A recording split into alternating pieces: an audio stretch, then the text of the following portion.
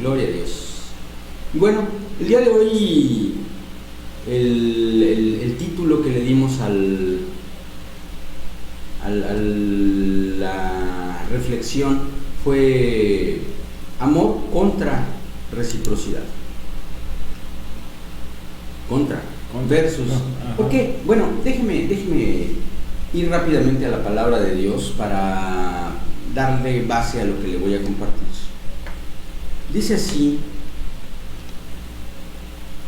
el Señor en el Evangelio de Lucas, capítulo 6, y le voy a leer desde el verso 27 en adelante y hasta el 31. Dice así: pero a vosotros, los que oís, os digo, amad a vuestros enemigos, haced bien a los que os aborrecen, bendecid a los que os maldicen y orad por los que os calumnian.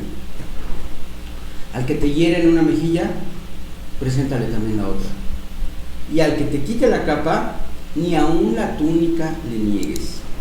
A cualquiera que te pida, dale.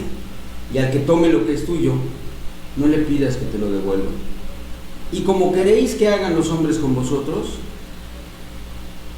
así también haced vosotros con ellos. Y bueno, yo quiero que usted se dé cuenta de que lo que le estoy expresando es un texto muy conocido, tan conocido que es un concepto que está presente no solamente en el cristianismo, sino en prácticamente todas las filosofías, tanto antiguas como actuales, e incluso en otras religiones, porque es un principio que establece algo que nosotros consideramos así por definición una realidad absoluta. Dice, como quieres que hagan contigo, haz con los demás. Pero si yo menciono este texto fuera de su contexto, entonces yo me encuentro con algo que puede ser interpretado como un principio de reciprocidad. Ahí le voy, déjenme explicarle la palabra dominguera, aguántenme. Reciprocidad. Reciprocidad quiere decir dar en la medida de lo que se recibe o recibir en la medida de lo que se da. Eso es reciprocidad. Es recíproco el que si yo le doy los buenos días a una persona, esa persona me da los buenos días a mí, y si no le hablo, pues tampoco me habla. Eso es recíproco. Es recíproco el que si yo voy a tu fiesta de cumpleaños, tú vienes a la mía, pero si yo te ignoro el día de tu cumpleaños, tú me ignoras cuando yo cumplo años.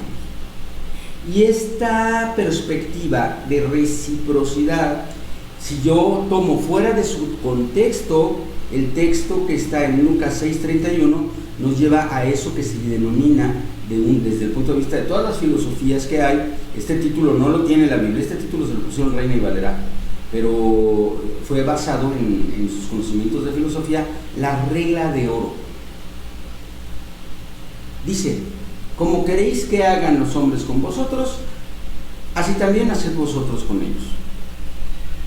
Pero yo quiero que usted entienda que aquí no dice que si tú haces con otros como quieres que hagan contigo, así van a hacer contigo. No dice eso, en ninguna parte dice que esta acción va a producir como efecto la reciprocidad. No dice eso. Voy a volver a revisar el texto que estaba yo leyendo desde el principio y vamos a ver lo que le estoy diciendo. Dice, pero a vosotros los que oís os digo, amad a vuestros enemigos, haced bien a los que os aborrecen. No está diciendo, tú checa lo que hacen contigo y entonces tú haz como ellos. Si ellos son tus enemigos, sé su enemigo. Y si te aborrecen, aborrécelos. No, lo leo de nuevo. Amad a vuestros enemigos, haced bien a los que os aborrecen, bendecid a los que os maldicen y orad por los que os calumnian. Al que te hieren una mejilla, preséntale también la otra. Y al que te quite la capa, ni aun la túnica le niegues. A cualquiera que te pida, dale. Y al que tome lo que es tuyo, no le pidas que te lo devuelva. Ahora sí, dentro de ese contexto sorprendente y un poquito, podríamos pensar nosotros, injusto, viene el verso 31 que dice, y como queréis que hagan los hombres con vosotros, así también haced vosotros con ellos. sorprendente. Pero es que este texto no nos está dando la medida de la justicia, sino la medida del amor. La medida de la justicia establece que a cada quien le sea dado lo que merece. El que merece honra, el que merece bendición, que sea bendecido. El que merece ser amado, que sea amado. Esa es la medida de la justicia. Pero la medida del amor es: al que te aborrezca, ámalo. Al que te calumnie, bendícelo. Al que te quite lo que es tuyo, no le pidas que te lo devuelva. Y al que te pida lo que es tuyo, dáselo. Ahí ya cambia la cosa, ¿verdad? Nosotros nos encontramos con un concepto completamente diferente y entendemos entonces que la regla de oro, como es llamada, es una regla que no nos está dando a nosotros una garantía de ganancia, o no nos está enseñando cómo hacer que nos vaya bien en la vida. No se trata de eso.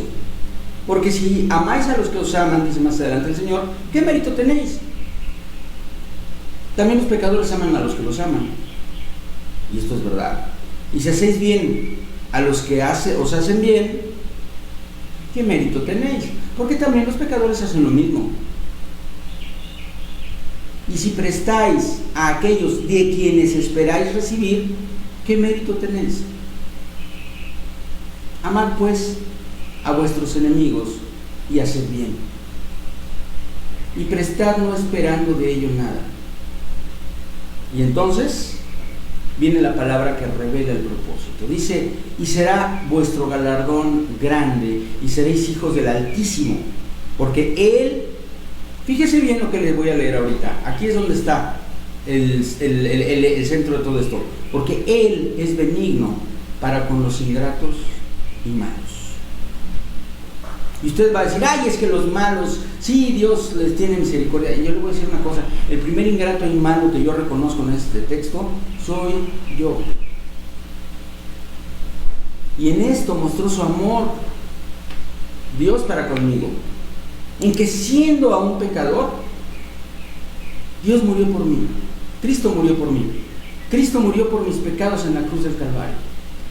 No cuando yo me había arrepentido, o no porque yo iba a hacer lo que estoy haciendo, sino cuando yo era aún una persona malvada. No quiere decir que yo sea mejor hoy, pero Dios ha cambiado cosas en mi vida y las sigue cambiando para hacerme mejor y cada vez más cercano a Él.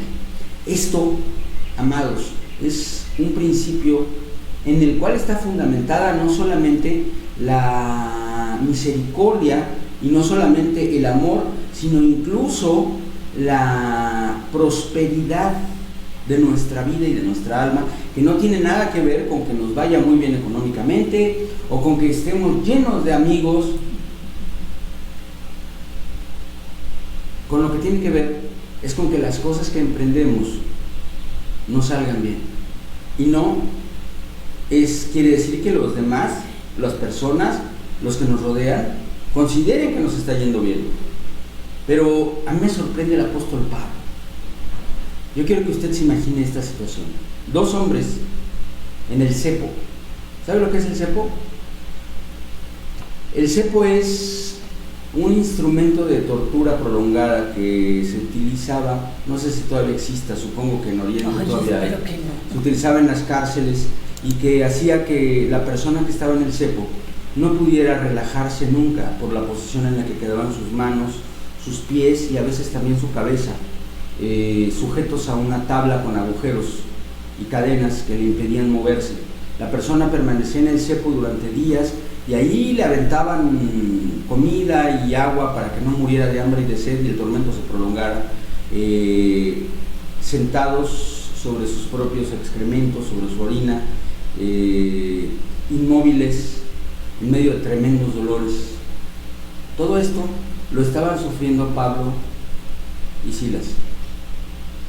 Estaban encadenados, estaban presos, estaban sufriendo.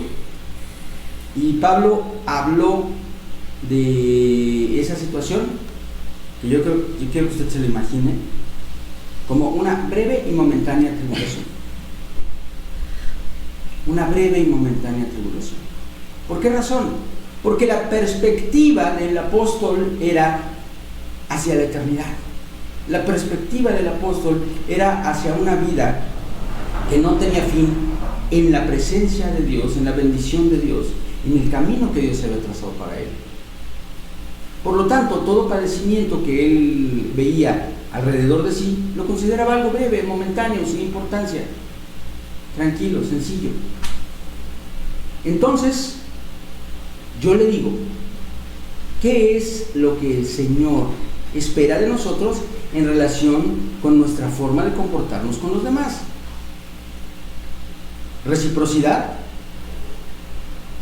O sea, si tu vecino va y te tira todos los días la basura enfrente de tu casa, tú vas y le tiras la tuya enfrente de la de él. Si la persona junto a la que pasas todos los días te ignora y te mira de una manera despectiva, ¿vas a hacer lo mismo? Si tú te dices hijo, hija de Dios, tienes que entender esto. Todos nuestros deseos, todos los impulsos que tenemos, los impulsos de nuestro corazón, de ser recíprocos, de regresar el cachetadón, de devolver la patada, de ignorar a quien nos ignora, es algo que nosotros tenemos que vencer por causa del amor. Y por último, el Señor nos dice en la carta del apóstol Pedro, en la primera carta de Pedro, capítulo 2, versos 11 y 12: amados, yo os ruego, como extranjeros y peregrinos, que os abstengáis de los deseos carnales que batallan contra el alma. Y conste que deseos carnales no se refiere solamente al deseo sexual, se está refiriendo a todos los impulsos de nuestro cuerpo, de nuestra alma, todo aquello que nosotros sentimos que deberíamos hacer, que es justo, que es correcto porque nos lo hicieron a nosotros, etc. Y dice el verso 12: manteniendo vuestra manera de vivir entre los gentiles. La palabra gentil se aplica hoy a aquellos que no conocen todavía del Señor. Es una acepción coloquial que la Escritura nos muestra. Manteniendo vuestra manera de vivir entre los gentiles. ¿Para qué? Pues tal vez podríamos pensar, para que un día se arrepientan y entonces vengan y me pidan perdón. O para que por fin se den cuenta que yo soy buena onda y se hagan mis amigos. No, lo que dice la palabra es, para que en lo que murmuran de vosotros como de malhechores, para que todas las cosas que dicen de ti, como si fueras una persona de lo peor tú, dice, glorifiquen a Dios en el día de la visitación, al considerar vuestras buenas obras.